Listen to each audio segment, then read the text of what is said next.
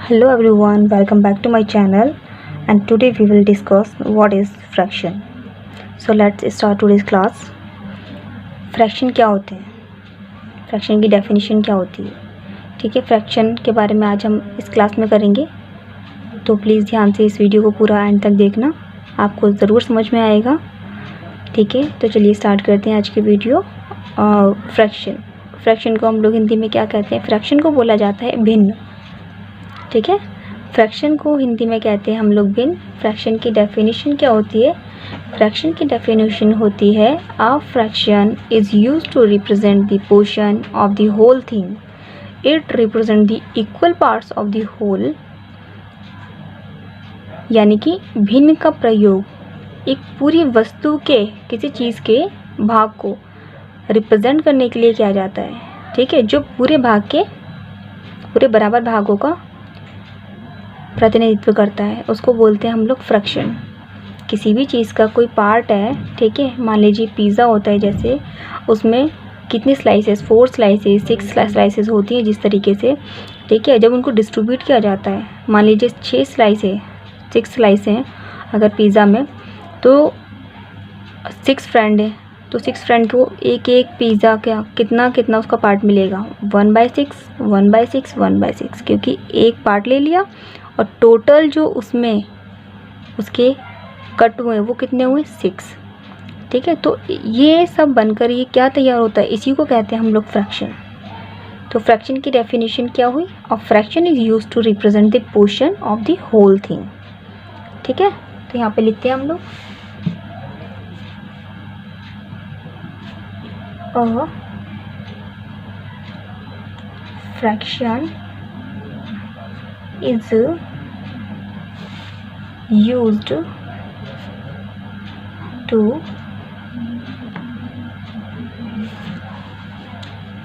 represent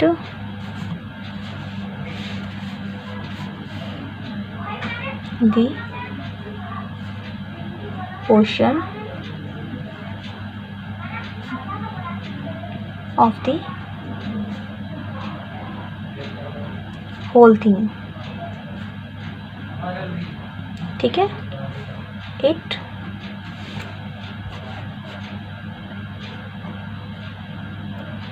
represent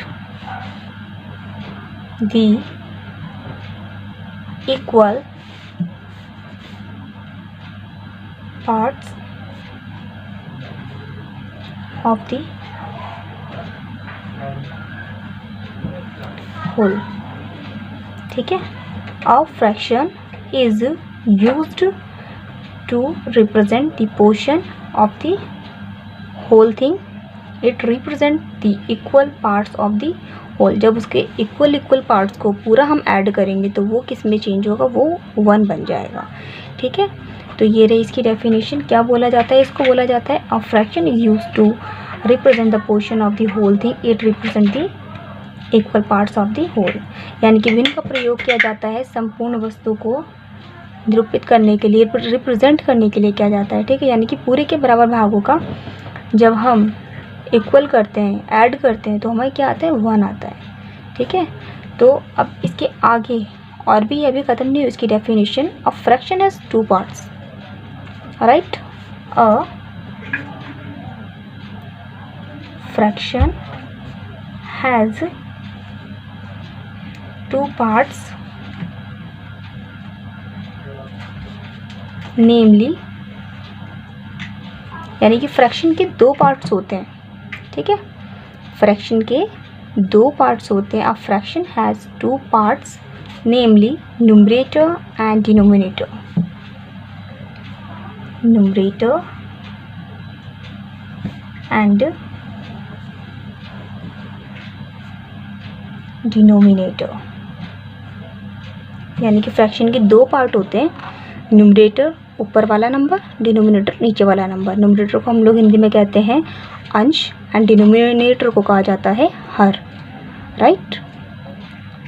तो इनके 2 part कौन से होते हैं? अ फ्रैक्शन हैज़ 2 पार्ट्स, नेमली उनके नेम क्या है?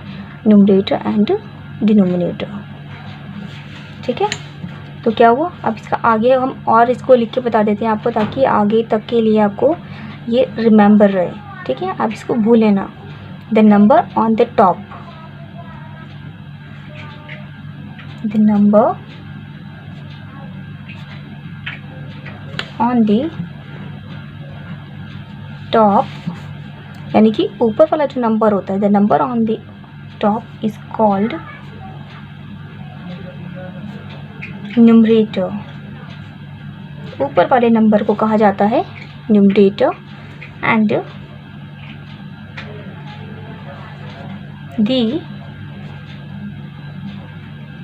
Number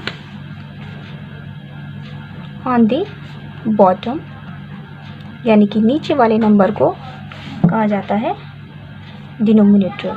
bottom is called the denominator, ठीक है। तो इसकी डेफिनेशन क्या हुई हमारी? अ fraction is use to represent the portion of the whole thing. वो फ्रैक्शन जो कि होल थिंग का पोर्शन को रिप्रेजेंट करता है, it represent the equal parts of the whole.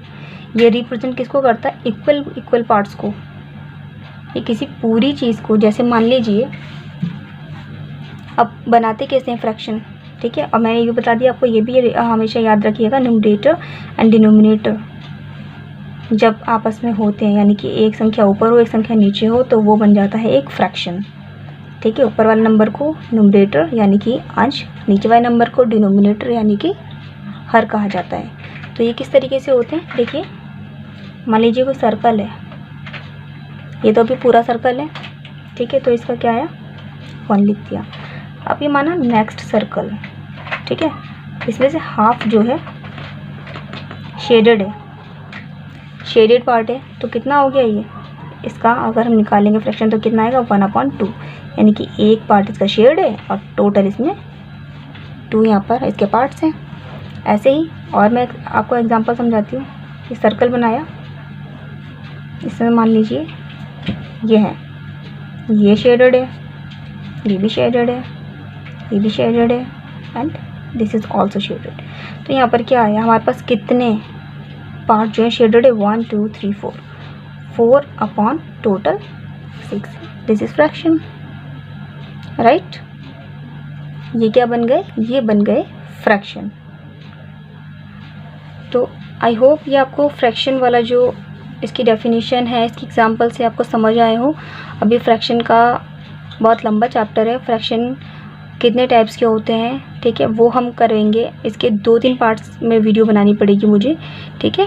तो जब तक आप ये फ्रैक्शन की रिवीजन करिए, फ्रैक्शन को समझिए, और इसके जो भी ये पार्ट्स हैं, how many parts in fraction, ठीक है, तो वो इसके बारे में हम नेक्स्ट वीडियो में बात करेंगे। एंड वन मोर थिंग कि फ्रैक्शन के बारे में एक और ज़रूरी बात कि आपको हमेशा याद रखनी है कि जो सभी जो रैशनल नंबर को हम फ्रैक्शन के रूप में लिख सकते हैं, ठीक है, उनके रूप में बदला जा सकता है, हम उनको चेंज कर सकते हैं रैशनल नंबर को फ्रैक्शन में। बट सारे जो फ्रैक्शन होते हैं वो रैशनल नंबर नहीं होते, ठीक है। तो जो जितने भी, एक बार दोबारा से मैं रिपीट कर रही हूँ, देखिए, जितने भी रैशनल नंबर्स होते हैं उसको फ्रैक्शन के रूप में हम बदल सकते हैं, ठीक है। एंड सभी जितने भी फ्रैक्शंस होते हैं वो ज़रूरी नहीं है कि वो रैशनल नंबर हो, सभी फ्रैक्शन रैशनल नंबर नहीं होते। तो ये आपको हमेशा ध्यान रखना है, ठीक है। आई होप आपको ये फ्रैक्शन की डेफिनेशन समझ आई हो। तो प्लीज़ अगर आपको ये डेफिनेशन समझ आई हो, फ्रैक्शन समझ आए हो, तो प्लीज़ इस वीडियो को लाइक करिए, शेयर करिए and subscribe to my channel. मिलते हैं आपसे इसके और भी कई सारे भागों में, तो प्लीज़ देखते रहिए मेरा चैनल जिसका नाम है शताहत एकेडमी।